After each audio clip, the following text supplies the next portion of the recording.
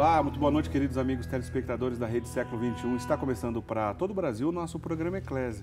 O programa Eclésia é um programa de catequese, é um programa onde a gente discute vários assuntos relacionados à doutrina da Santa Igreja Católica. Em muitas ocasiões a gente fala sobre a vida dos santos, sobre as Sagradas Escrituras, assuntos diversos de teologia e às vezes também, como é o caso de hoje, de filosofia. Mas calma, não tenha medo. É um assunto muito interessante. Nós vamos falar no programa de hoje sobre as possibilidades, as condições para a gente entender alguns argumentos que nos possibilitam dizer que Deus existe. É sobre isso que a gente vai falar hoje, os argumentos da existência de Deus. Mas de que maneira a gente vai falar isso, você vai ver durante a nossa conversa. Nós estamos recebendo hoje pela primeira vez aqui no programa Eclésia o padre Wilson Lazarotto, que está aqui ao meu lado. Boa noite. Boa noite, padre. Obrigado pela sua presença aqui conosco. Um prazer enorme estar aqui. O senhor é um legionário de Cristo? Isso, eu pertenço à Congregação dos Legionários de Cristo. Eu sou atualmente professor do Seminário Maria Mater Ecclesiae, fica em Itapecerica da Serra, São Paulo. Nós recebemos várias dioceses do Brasil que mandam seus seminaristas para estudar conosco e queremos ajudar, né, a formação da igreja no Brasil com a formação de sacerdotes. Então o senhor trabalha com seminaristas de diversas regiões do país? Sim, nós atualmente temos quase 80 seminaristas, né, que estudam conosco, são atualmente de 5 dioceses, né, que enviam os seus seminaristas para a formação conosco na Mater Ecclesiae. Foi um pedido de João Paulo II para nós, o seminário começou a existir no ano 2000. Foi São João Paulo II que pensou nesse seminário? Que pediu para a Legionária de Cristo ajudar na formação da Igreja do Brasil. E nós, certo, em resposta, fundamos o Mater Ecclesiae no ano 2000, antigamente em Arujá, na Diocese de Mogi das Cruzes. Certo. Desde 2005 estamos em Itapecerica da Serra, que é a Diocese de Campo Limpo. Que legal.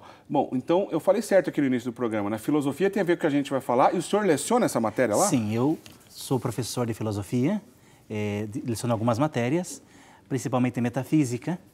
Metafísica? Metafísica. O que é metafísica, padre? Estuda a realidade. Existem várias ciências. Certo. Né? Sei lá, a odontologia estuda os dentes. Certo. Né? A cosmologia ou a astrologia estuda os astros, os planetas, né? Mas existem modos de ver a realidade. Não sei, pensemos no corpo humano. Né? A medicina estuda o corpo humano enquanto ele é curável. Certo. Já a anatomia estuda apenas as partes do ser humano sem se interessar se deve ser curável ou não. A metafísica vai estudar toda a realidade por um aspecto muito fundamental. O que significa, a frase parece meio complexa, para a realidade existir? O que é o ser da realidade? Quais são as características fundamentais de tudo aquilo que existe? Certo. Isso é estudo da metafísica. Então, nesse aspecto, a questão da discussão sobre a existência de Deus, sobre a existência da alma, a existência do espírito, são questões que a metafísica vai cuidar? Não prioritariamente. Certo. Vai estudar, em primeiro lugar, o mundo, as coisas que existem, mas quando eu estudo o mundo, de onde ele veio? Qual é a causa desse mundo? Na metafísica vai estudar a Deus, vai chegar a Deus como uma necessidade. Essa realidade que existe, que tem tantas características, ela tem um Criador, ela tem uma causa primeira. Né? Existe uma outra matéria que eu leciono, que um pouco será o argumento desse dia, que é a teologia filosófica. Teologia filosófica. Ou teodiceia, tem vários nomes para essa ciência, né? E que é um passo sucessivo à metafísica. Interessante. Na metafísica eu vou chegar a dizer, bom, o mundo existe, tem tantas características, tem tais propriedades, e tem uma causa. Só que eu vou parar ali. Vou explicar quais são as causas desse mundo. Certo. Na teologia filosófica eu vou dizer, bom, existe uma causa principal, Deus. O que eu posso dizer dele? Interessante. Né? Ela vai ter dois aspectos fundamentais, que de fato é aquilo que traremos nos próximos programas. Então vamos começar para valer então, para a gente não perder tempo e a gente entrar aqui no nosso tema. Bom, até mesmo para quem já está acostumado com o nosso programa, para quem nos acompanha sempre aqui, eu acho que essa breve introdução, algumas pessoas talvez já fizeram relações, já pensaram em outros temas que aqui já trabalhamos. Por exemplo, numa outra oportunidade, falamos aqui no nosso programa Eclésia sobre as 5 vias de Tomás de Aquino. Exatamente. Que é um assunto que tem relação com o que a gente vai conversar hoje. Né? É um dos argumentos da teologia filosófica. Certo. As provas que Tomás de Aquino coloca sobre a existência de Deus. Bom, se você não assistiu esse programa, eu convido para que você acesse o nosso site no portal da Rede Século XXI, rs21.com.br/eclésia, que é a nossa página. Aí você clica em vídeos, vai abrir todos os programas que a gente já exibiu, né, ao longo dos anos. Um desses programas justamente é esse tema, 5 vias de Tomás de Aquino. Mas no programa de hoje vamos conversar então sobre outros possíveis argumentos para discutir a existência de Deus. Logo de cara, eu pergunto ao senhor, Padre Wilson, é realmente necessário provar a existência de Deus? Bom, para o cristão não. A fé é dom. E a nossa experiência religiosa, para aquele que crê em Deus, para aquele que vive uma vida cristã, não é tão necessária assim a razão. Certo. Porém, fica o convite que faz São Pedro na sua segunda carta. Deveis dar razões da sua fé. Existem 2 grandes perigos, diácono, no mundo contemporâneo, que enfrentam os cristãos. O fideísmo e o ateísmo. O que é um e o que é outro? Ateísmo, todo mundo já sabe, né? É negar a existência de Deus. Certo. Agora, o fideísmo é ter uma fé que vai contra a razão. Por exemplo, pensemos nos atentados que fazem muitos religiosos de outras religiões. Pensemos nos atentados muçulmanos que fizeram, infelizmente, né? Certo. Derrubaram aquelas torres gêmeas em Nova York, né? Eles acreditam que aquilo é um ato de fé. Entendi. Porém, nós sabemos que é um ato totalmente irracional. Se Deus é Deus, o Deus da nossa fé, é o Deus bondoso, o Deus misericordioso, o Deus que condiz com a nossa natureza humana, é um Deus compreensível. É um Deus que supera a nossa razão. Mas é um Deus que eu posso entender. Certo. Então, querer, por assim dizer, provar, dar razões sobre Deus, é de algum modo querer entender a Deus. Quem é esse Deus? E o que eu posso fazer com a luz da minha inteligência para conhecer a Deus? Né? A revelação nos dá muitas coisas. A revelação, vocês sabem, né? Aquilo que Deus, através das Sagradas Escrituras, através dos Santos Padres, através dos apóstolos, foi revelando para que nós conhecemos o seu mistério de amor. Certo. Porém, a nossa razão também é caminho para Deus. De fato, a Suma Teológica começa assim, de Tomás de Aquino. Certo. Né? A razão humana pode conhecer ao seu Criador. De fato, ela pede conhecer o seu Criador. Nós queremos saber de onde existimos. Até mesmo o Catecismo da Igreja Católica, nas suas primeiras páginas, já trata disso Homo também. capax Dei. O homem é capaz de Deus. O homem é capaz de Deus. Né?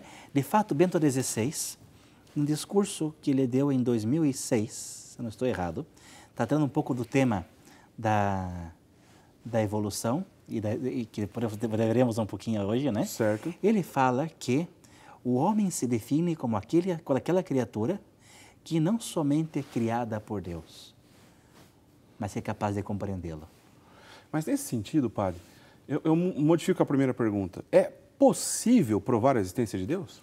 Bom, já quando existem vários tipos de provas. Pensemos, por exemplo, na prova de uma equação. Estamos aqui nesse estúdio da século XXI, deve ter mais ou menos uns 15 metros quadrados. Eu faço uma prova, eu digo que tem 15 quadrados, então eu vou medir a largura, meço a altura do prédio, a distância que tem aqui nas paredes, certo. E faço o cálculo que, sim, de fato, tem 15,6 metros quadrados. Ok. Ok? Com Deus não posso fazer isso. Deus não é sujeito a cálculo. Né? Existem as provas do ponto de vista da ciência empírica, daquilo que nós consideramos como ciência. Né? Da física, da biologia, da química, da bioquímica, da medicina. Né? Ou seja, ciência empírica que passa pela experiência. Que passa pela experiência, tem certo. Um experimento. Entendi. Né? O que essas ciências fazem? Bom, eu quero provar que, não sei, oxigênio e hidrogênio geram água. Então, vou lá, coloco um tubo de ensaio, trabalho, decanto e percebo, opa, quando faço a decantação, encontro esses 2 elementos. Só que Deus, eu não sei vocês, se tiver essa graça, bendito seja Deus, não está voando por aí para eu colocá-lo num laboratório, para colocar num tubo de ensaio e fazer um experimento sobre ele. Né? Deus não é suscetível a esse tipo de prova. E tampouco é suscetível à prova lógica, no sentido estrito. Tomás de Aquino e Aristóteles falam que existem 2 tipos de provas. As provas propter quod e provas quia. Repete, por favor, provas. Propter quod e provas quia. O que significa cada uma delas? Propter quod Em razão do quê? Certo. Então, façamos um exemplo de Dumbo. Todo mundo conhece Dumbo da Disney, né? A história do elefantinho que voa? O elefante que voa. Como é que é uma prova própria ter quota? Ela parte de premissas superiores, né? E tenta chegar a conclusões. Todo elefante voa, Dumbo é um elefante, logo, Dumbo voa. É um exercício de lógica. Exercício de lógica. Deus, porém, não existe nada maior do que ele. Dizia já Santo Anselmo, Deus é id quod maius cogitare neque, aquilo do qual não podemos pensar nada de maior. Né? Deus é o supremo, é o máximo pensável, é a causa de tudo. A metafísica não vai levar a isso. Dizer que Deus é a máxima perfeição do universo. Portanto, não posso fazer um argumento demonstrativo de Deus. Aliás, só interrompendo, se a gente está fazendo um programa sobre os argumentos da existência de Deus, o senhor já deu um, que é o argumento de Santo Anselmo de Cantuária, né? Exatamente. Que fez justamente isso que o senhor acabou de nos ensinar. Aquilo que a gente pensa ser um ser maior, perfeitíssimo, inteligentíssimo, belíssimo, esse ser, ao conceber, ele só pode ser Deus. Isso e necessariamente deve existir o que diz Santo Anselmo. Porque já que ele é perfeitíssimo, ele não pode dar o luxo de não existir. Sim, se algo é perfeito, deve existir. Se não existe, não possui a perfeição da existência, portanto não é perfeitíssimo. Claro. Né? Mas voltando um pouco ao argumento. Tá. Deus, portanto, eu não posso colocar uma premissa maior do que Deus. Porque teria que existir algo maior que Deus, ao qual nós chamaríamos Deus. Né? Deus, eu posso mostrar as provas quia, que são as provas do porquê. Já que existe isso, necessariamente deve existir outra coisa. Está molhado, estava vindo para cá hoje, peguei uma baita de uma chuva na Bandeirantes. Certo. Olho o asfalto, está molhado. Por que está molhado? Ah, porque choveu. Eu não vi a chuva. Mas ao ver o chão molhado, é uma conclusão lógica que choveu. As provas que vão basear-se na observação empírica, na observação indutiva, ou seja, eu vou pegar vários elementos da realidade e concluir que deve existir um Criador. Certo. Né? Vejam, vou conhecer a Deus daquilo que a minha razão é capaz de conhecer dele. Né? Vou partir das criaturas e ir ao Criador, aquilo que dizia São João Paulo II na Physioteracio. Parto dos fenômenos, daquilo que está no nosso mundo da vida, na nossa experiência, e vou à razão dessa experiência, Deus. Mas nesse aspecto, a lógica tem que sempre estar presente para chegar a essas conclusões Sim. corretas, né? Assim, nunca faltaremos à verdade. Né? A lógica, para ser verdadeira, tem que corresponder à realidade. Lembra do exemplo do Dumbo? Certo. Onde é que está errado esse argumento? Que os elefantes não voam. Ou seja, a premissa é falsa. A premissa é falsa. Nessa lógica que usaremos, teremos que sempre ter uma premissa fundamental. Certo. O homem é capaz de conhecer a verdade, é capaz de relacionar-se com o mundo e entender a lógica do mundo. E, usando raciocínios lógicos, todos eles correspondentes à experiência. O que a gente fala de experiência? Do experimento no laboratório? Não. A experiência que eu tenho de estar olhando para o senhor agora. Estou olhando para o senhor. Opa, não posso negar o fato da evidência de que tem um ser humano diante de mim. Certo. Isso me refiro com a experiência. Vamos observar a experiência comum do homem. Entendi. E, através dela, perceber esse mundo não se justifica. Olhar para o universo como um todo, para as criaturas, e a partir da análise dessas criaturas dizer, olha, não é possível que não exista uma causa, um primeiro fundamento, Aristóteles chama de ato primeiro, da primeira perfeição que gere esse mundo, que dê origem a esse mundo. Aliás, está aí a primeira causa, a primeira via que São Tomás de Aquino vai discutir. Exatamente. Então, Aquino colocam 3 vias muito parecidas. Certo. De Aristóteles, né? A via do movimento, que é a primeira via, a via da causalidade e a via da necessidade. A terceira via é muito parecida àquilo que a gente vai falar hoje, que falaremos hoje. Existe uma necessidade de que exista um Criador. Bom, eu já vou perguntar na sequência isso para o senhor, porque está interessante a nossa conversa. O assunto é bacana, é interessante, acompanhe conosco o raciocínio devagar. O padre é especialista nesse assunto, professor de metafísica, vai nos ajudar a entender. Mas relembro aqui, né, para os nossos amigos telespectadores. A gente cita aqui a questão das 5 vias de São Tomás de Aquino. Se você não está muito familiarizado com isso, vá até a página do programa Eclésia e assista o programa que aqui fizemos. Naquela ocasião foi com o padre Guido Montinelli, sobre as 5 vias de Tomás de Aquino. né, que a gente vai falar um pouco sobre isso, mas a gente não vai conseguir esmiuçar todas elas. Padre, mas existe algum, vamos dizer assim, algum conceito atualmente que resuma tudo que o senhor está trazendo para a gente no início desse programa? Um conceito que está muito presente, não somente em âmbito católico, mas sobretudo em âmbito científico, é o conceito chamado design inteligente, do desenho, do projeto inteligente.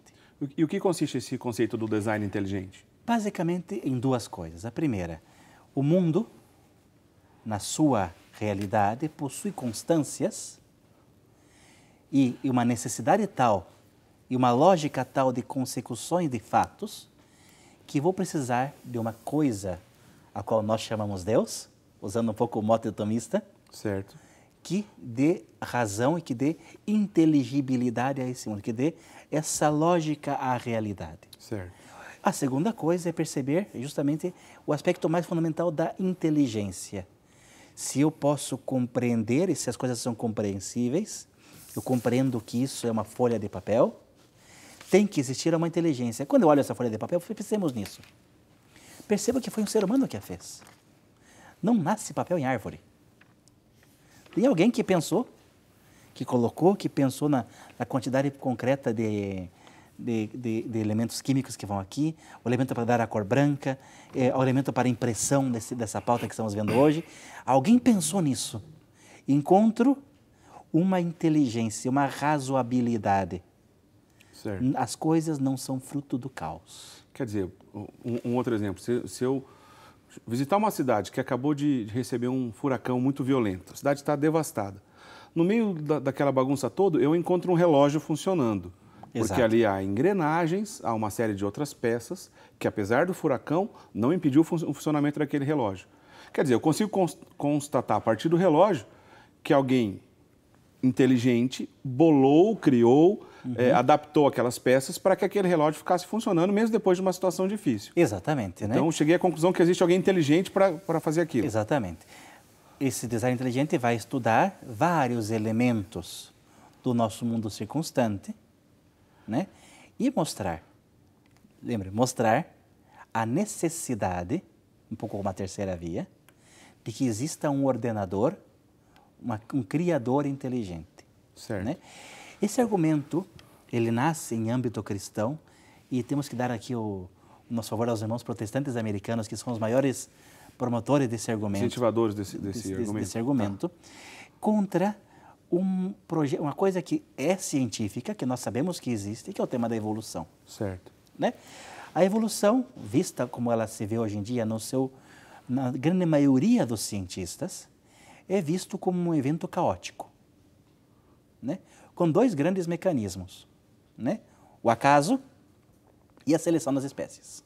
Mas, para a gente no início dessa questão, Darwin, quando pensou nessa teoria da evolução, ele excluiu Deus dessa história? Muito pelo contrário, Darwin era um cristão, né? Quando ele começa o argumento dele, ele fala que existem várias espécies que vão sobrevivendo umas às outras, mas todas elas têm a sua lógica, têm sua origem em Deus. Certo. Né? Darwin não coloca o caos na realidade, ele apenas coloca uma lógica, né? Ainda existe, hoje, inclusive o darwinismo é muito discutido hoje em dia pelos mesmos cientistas, mas não podemos negar a lógica de que umas espécies sobrevivem a outras. Pensemos, por exemplo, no Homo sapiens e no Homo neanderthalis. Sabemos hoje que existiram e conviveram durante algum tempo duas espécies humanas, entre aspas, o Neandertal e o Homo sapiens sapiens, que é a nossa espécie. Certo. Por várias razões, a nossa espécie predominou sobre a outra espécie hominídea. Então, qual é o problema, então, da teoria de Darwin? O problema é o acaso, né? O elemento caótico da realidade. Faça um exemplo para o senhor, né? Voltando ao exemplo da estrada. Tá. Que estava vindo para cá, encontro que está a estrada molhada, e encontro uma causa, né? Na natureza, essas causas se explicam. Não somente choveu. Eu sei que no dia de hoje houve uma temperatura elevadíssima na cidade de São Paulo, tinha muita umidade no ar, e que isso acontece com frequência, com constância. Certo. O elemento da inconstância e da não lógica, do caos, é aquilo que nós, como cristãos, não aceitamos. Certo. Porque o mundo não é caótico, né? Todas as realidades, elas têm uma causa. Eu gosto de usar para explicar o caos e o acaso, o exemplo de uma bomba. Digamos que o senhor quisesse acabar com o século XXI, né? Então o senhor vem aqui, traz uma bomba para cá e vai explodir um estúdio. Só que chega aqui os nossos diretores do programa, acha uma mala muito esquisita, isso aqui, o que está fazendo aqui? E vai e deixa no correio com machados e perdidos. Certo. Certo? E dentro de 2 horas, cabum, explodiu o correio. Um evento caótico, tristíssimo, mas ambos os eventos têm uma causa, Certo. né?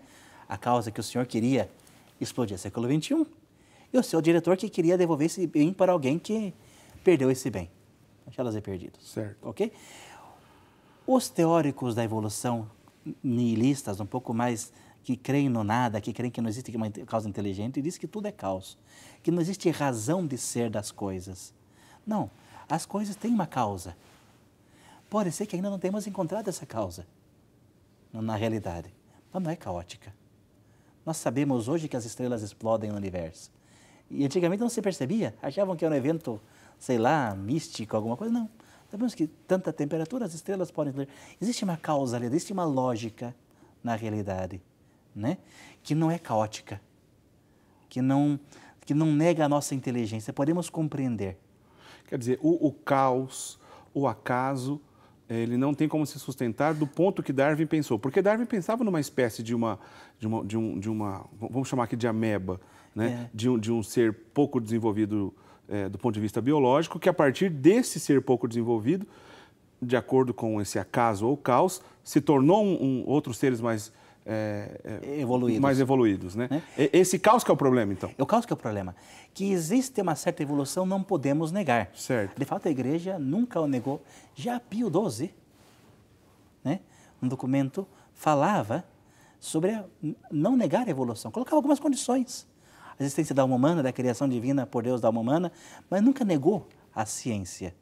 O problema é quando essa ciência trai a ela mesma. Eu quero dizer contrair a ciência. Se eu, como filósofo que sou, faço uma afirmação de medicina, né?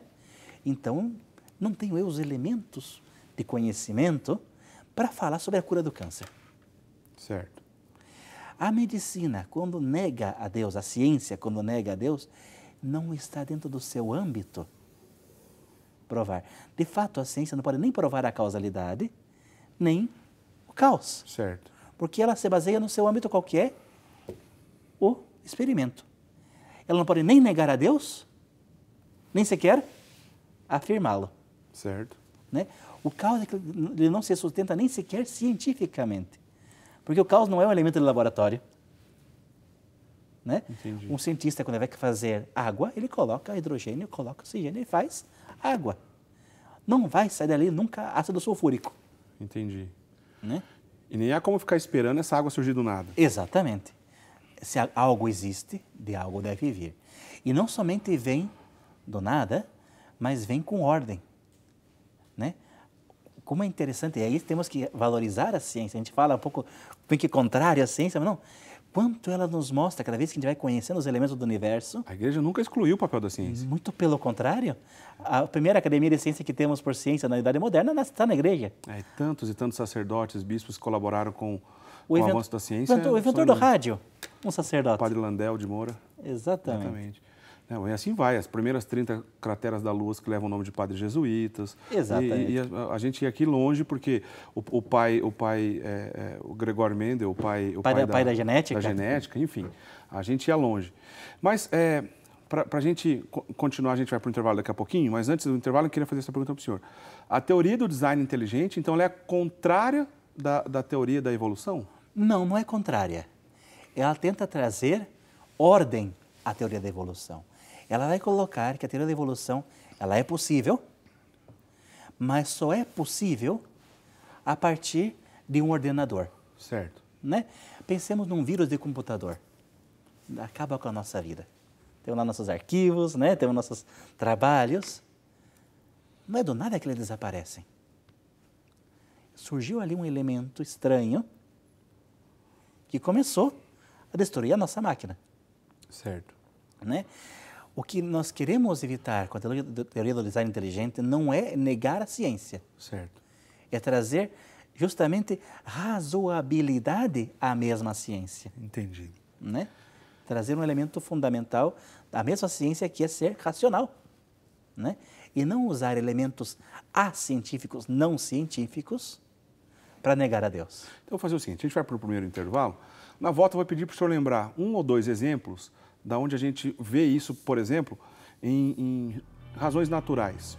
Né? No meio da natureza, se é possível identificar esse design inteligente e, a partir dele, então, a gente chegar à conclusão que Deus existe. Pode ser? Com certeza. Então, vamos para o intervalo, daqui a pouquinho a gente volta, não sai daí, o papo hoje está bem interessante. Até já.